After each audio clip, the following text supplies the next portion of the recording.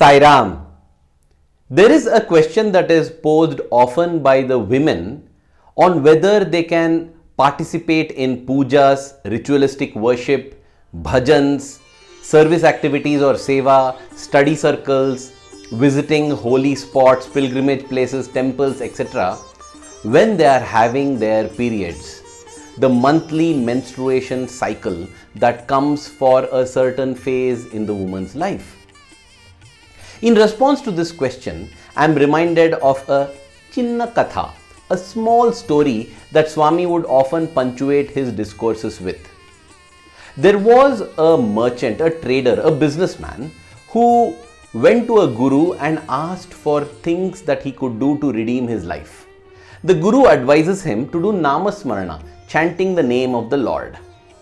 But then this person says, "Oh Guru, I don't have any time at all. All the time I'm indulging in my business. So where is the time to do namasmarana?" The Guru then asks him, in the whole day, other than the time that you are asleep, in your waking hours, is there not even a single moment that you are free when you are not doing your business? And now the merchant smiles and he says, "Oh Guru, there is a time when I'm not doing my business. That is when I'm doing the business." Meaning, when I am answering the call of nature, that time I am free. Well, this is a story of many decades ago, I think, because nowadays, even that we are not free. Even while answering the call of nature, we are busy scrolling on our phones, and I think we don't have time at all to do namasmarana. But then the Guru tells him, "Oh, that is very well and good. Any free time that you have got, even if it is while answering the call of nature, that time, why don't you do namasmarana, think of the Lord, chant the name of Lord Sri Rama." And thus, this merchant begins to practice it from that day onwards. And then one day, when he is answering the call of nature and chanting Ramanama, Hanuman happens to be flying by, Lord Hanuman. And he sees that his beloved Rama's name is being desecrated by this man chanting it when he is doing his business, this dirty business. So in anger, Hanuman comes down and slaps this person tightly. So tight that this person's Ramanama stops. The chanting of the Ramanama. Ram, Ram, Ram, thap. And it is stopped. Then satisfied, Hanuman goes. And then Swami shares that as Hanuman goes to his Lord Sri Rama, he sees that Lord Rama's cheek is swollen. And Hanuman is shocked. And Lord Rama says, "Oh Hanuman, I will not tell you who did this. But remember, when anyone is thinking of me, I become one with them." The moral of the story is not that we should do namasmarana when we are answering the call of nature. The moral of the story is that whenever we are able to think of the Lord with a pure heart, the Lord is with us. That is why in another discourse Swami said, all you need is 11 seconds. 11 seconds you think of the Lord with absolute oneness with the Lord, and you will achieve the ultimate in life.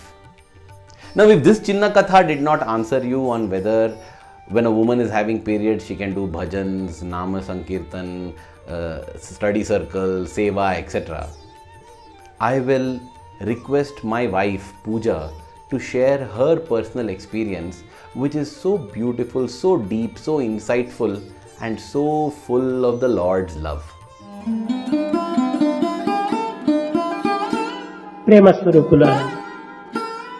When I first got my period, it was a very traumatic time for me. I was in a lot of pain, physically, mentally. I was just wondering, what is this? Because everything was changing for me. And it was also an embarrassing time, because so many things you are not comfortable with. And any questions, anything that I was asking, because I was in the hostel, they would say, ask your mother. When I asked my mother, she told me that this is the time when you have to be very careful. This is the time when you should not go to the altar. You should not go near God. You should not touch anything related to the altar. And I was very surprised because I was wondering why. Whenever I had a problem, I would go to the altar. If I had a chance to go to Swami, I would go in the darshan line. But here, then my mother said, this is the time when you are unclean. During the period time, you are considered to be unclean. You should not touch anything which is pure or anything which is related to worship.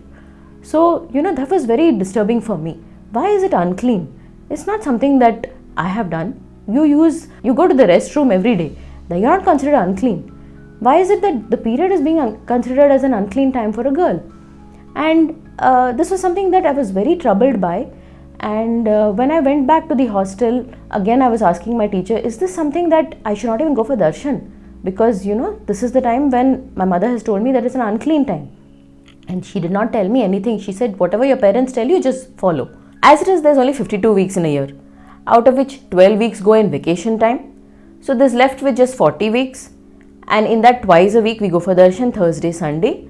So I would get about 80 darshans I would get if I was okay and if I have not fallen sick any of the days. Because if I fall sick, then again I miss out that day of darshan. So I was thinking, if this monthly thing is something that I have to consider, I would miss out some more darshans. One Thursday morning, I decided that I'm going to write a letter to Swami. I wrote in the letter, Dear Swami, I'm in a lot of pain. You know what I'm going through. Mentally, I'm very disturbed. I don't know what to do. I don't know what to think. Swami, I'm not even allowed to go to the altar at home. Can I come for your darshan? Can I give you a letter? Can I take Pad Namaskar? So that Thursday morning, with this letter in my hand, I went for darshan. I was sitting somewhere in the middle of the block. It was not the first or second or even the third line. And I was just wondering, okay, this is just a chance because I'm going to try and give this letter to Swami with all my questions in it.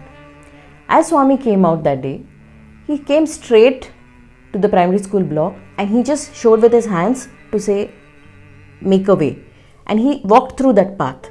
He decided to come through the primary school block, not the regular path that he used to take for darshan.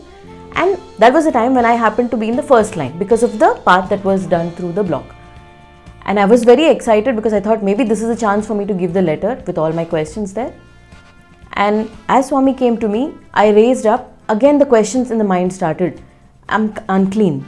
I am not supposed to be coming to the altar. How am I raising and going to be giving the letter to Swami? I was just thinking, but he came straight to me and he stretched his hand out. That moment, I just raised up and I gave the letter to Swami. And he reached out, took the letter. Not only did he take the letter, he moved it to his other hand. He reached down, lifted his robe gently and pointed. Again, I was thinking, what? Then he looked at me and said, Pad Namaskar Teesko. At that minute, I just thought, no, I don't have to worry about any of this. I just bent down, I was overwhelmed. I kissed his feet, I took Pad Namaskar and I was really happy that I don't have to worry about being away from him. Anytime that I need, I can always reach out and he'll always be there. She had asked Swami whether she could come for his darshan. Swami made a path amidst the students and came right in front of her. She had asked Swami whether she could offer her letter. Swami had come and asked for her letter and accepted it. She had asked Swami whether she could touch him. And Swami touched the innermost recesses of her heart by raising his robe and telling her to take Pada Namaskar. Do we need any other confirmation from the Lord, dear brothers and sisters? Swami says, Sarvada, Sarvakaleshu, Sarvatra Hari Chintana, Sarvatra Sai Chintana. Which means there is nothing stopping anybody at any time, at any place from thinking of the Lord and offering love to the Lord. He is thirsting for love and therefore nothing should come in the way of offering this love for the Lord. You know, every ritual has a spirit behind it, and if we don't understand the spirit behind the ritual, we lose everything, we are foolish. Understanding the spirit behind the ritual makes us spiritual. Swami tells another Chinna Katha where there was a guru who used to catch his pet cat and put it under a basket and sit on that basket while doing the rituals, because otherwise this cat would go and drink all the milk, curds, everything that has been kept there. Many years later, when the guru had passed on, this cat had also died. When the disciples were doing this ritual, you know what they would do? They would go to a nearby village, catch hold of a cat, bring it to put it under a basket before doing the ritual. That kind of foolishness comes when we don't understand the spirit behind the ritual. The period of the period is a physically and mentally fatiguing time for the woman, and therefore our ancestors decided to give them rest during that time. They would tell the woman, just be in your room. There is no need for you to cook. There is no need for you to do worship. There is no need for you to do any of your duties. Just take rest. We should also keep in mind that back then there were no modern hygiene products that are available today. Today the scenario has changed. The spirit we still have to retain. We still have to empathize with the woman and give her opportunities to take rest and make it very comfortable for her. But we should not add to the stress by imposing unnecessary restrictions. From an Ayurvedic and vital air perspective, we have the 5 vital airs: prana, apana, vyana, udana, samana. Now all of them are flowing in different directions and they need to be harmonized. I'm not an expert on this, but generally when we do worship, when we do puja, when we chant mantras, the udana vayu or the upward flowing energy is activated. Whereas during the time of the period, the woman has the apana vayu or the downward flowing energy activated, and there might be an imbalance or a clash between upward flowing and downward flowing, and that is possibly the reason they are told to avoid doing all these rites, rituals and chanting of the mantras. But Swami tells us a pure thought from a pure heart is more powerful than a mantra. Nothing can ever stop us, should ever stop us from thinking about him, sharing our love with him, indulging and participating in divine communion. Dear Swami, thank you for making all things so clear with your simple kathas, simple analogies and simple teachings. May the love that we have for you in our heart keep growing stronger every passing moment. Thank you. Jai Sai Ram.